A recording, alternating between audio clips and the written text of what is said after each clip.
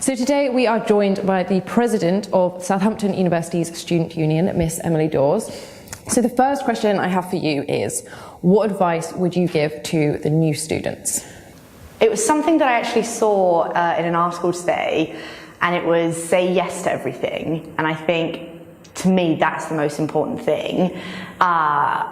Say yes to sort of what you want to say yes to. I think instead of sort of say yes to everything, say yes to what feels right for you. So, you know, if you are invited out to sort of society things and events and you want to go to all of them, absolutely go to all of them. But if, you know, one night you're sort of telling yourself, oh, I need a night in, I need a night off, I need to take care of myself for a bit, I think, you know, say yes to that. Don't be afraid to do that. But, you know, push yourself, get out of your comfort zone, try and get involved in as many things as you want to, and then know when to sort of take a step back for yourself is my advice. Very good advice. I think that would be probably what I would have said. Yeah. Why do you think it's important to have a sabbatical team? So I think it's two reasons really. I think on one hand, sort of specifically having a team of like-minded, passionate individuals, we get to work together in a way where you just sort of trust on a baseline that you're all wanting the same sort of thing. So it's been really, really nice, especially this year so far, where we've been able to rely on each other a lot more, and we can sort of shout across the room, hey, can someone pick this up? Yeah, can we do this? And all being along that sort of same line of, as long as we're helping each other, we're all working towards the same goals, essentially.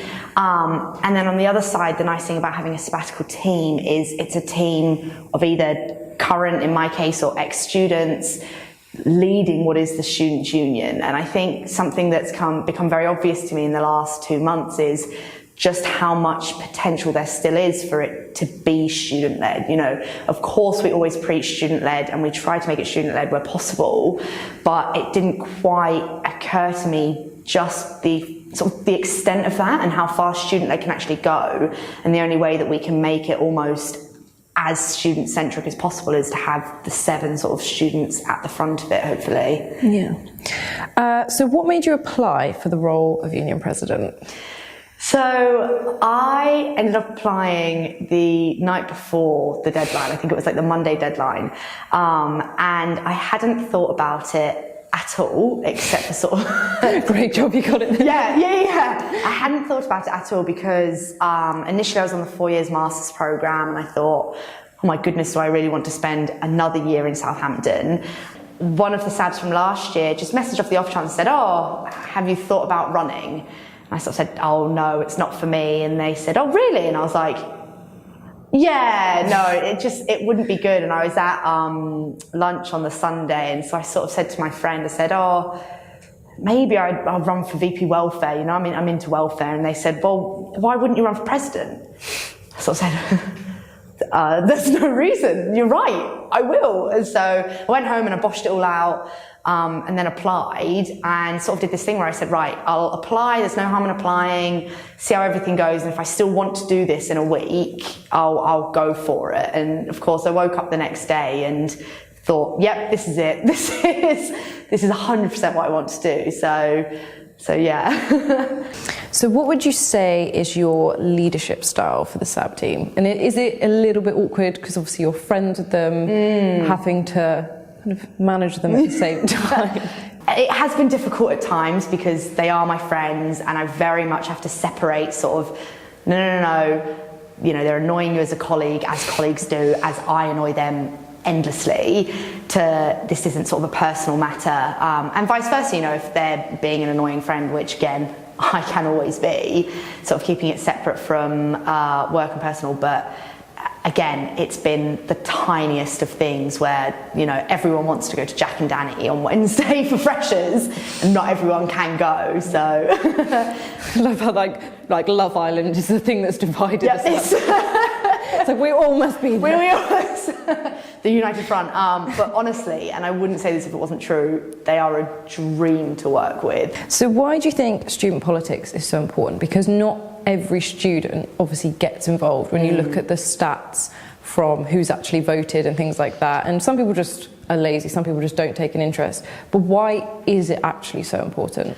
We truly, at least, you know, at SUSU, I always say we do everything except teach you the damn degree, you know, so anything you can think of in your time at university that isn't to do with sitting in a lecture and being lectured at, we can help with. And, you know, if you're someone who the literal only thing you've done is come to your lectures each day, maybe we wouldn't. But then again, you're on our campus, and who gets to say in sort of how the campus works and what we offer on campus? It's us. So it's everything in it. And I think that's the biggest disconnect, is students, quite rightly at times, don't quite know the full extent of what we offer.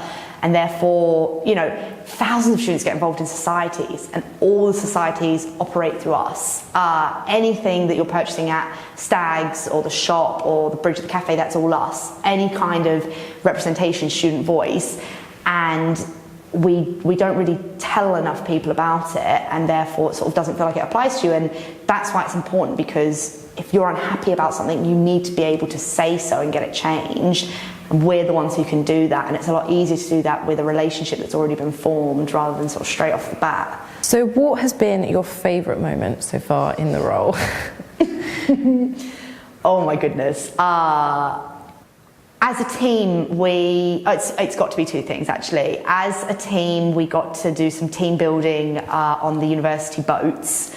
We got to go down to the Isle of Wight for a day and all sort of just get to know each other in a non-work setting, meet the wonderful people over at Sport and Wellbeing, get a little bit closer to our CEO, Scott. And then the other thing, which wasn't work, but which we did almost as a team, was just Sam's wedding. Just Sam Dedman getting married up in Leicester. And we all got to go and hang out, and there was 3 generations of Sabs in one room, which was awful. Anyone who's not a Sab would not have wanted to be in there, because it was just inside jokes. But it was wonderful to see that it does create like such good friendships, because it is different, you know. You're sort of the only 7 people who sort of understand the day-to-days of it. So if you want to have a bit of a, you know, a moan, it's the perfect people to go to. So my last question is, by the end of your term as president, it's looking a bit futuristic, yes, but what do you hope to have achieved or accomplished, so you can look back and be like, I would really like to have done this and this? So there's lots as a part of my sort of SAB plan, the specifics, which if I can complete, I'll be sort of really proud of myself and the team. And any of those I could get done would be a huge accomplishment. But I think the most important thing is that I want to show people that this role it can be done by truly just anyone. Like, I am not your sort of, you know, poster child for a SUSU president. I don't quite do things how they've been done in the past. And where I had always seen the president as this sort of distant liaison, you have to be a specific type of student to be able to do that, I really, really, really want to turn this role into something that anyone could feel like they could do. And it's more than just being, you know, the liaison between the university and the union. You can run your own projects, you can focus on the issues that you think are important, you can lead a SAB team to do some really wonderful, incredible things. So I'm going to create a drop-in on a Friday where it's the president's drop-in. I'll set up shop in the Advice Centre, and anything and everything you can come to me with. So if you need someone to have lunch with on a Friday, I could always do with a lunch partner. Any questions, concerns, and I think it's just about making the president just more accessible to the students, like, as opposed to this distant figurehead that no one really knows what they do or how their day-to-day goes, really being like, this is what we're about, you can do it too. And what would be really wonderful is, you know, we saw how well Sam Hickman did last year, and then we saw sort of 7 people run for VP Welfare, which really goes to sort of show how good of a job she did. I would love to see a huge group of people run this year, people that think that they could do it, it's for them.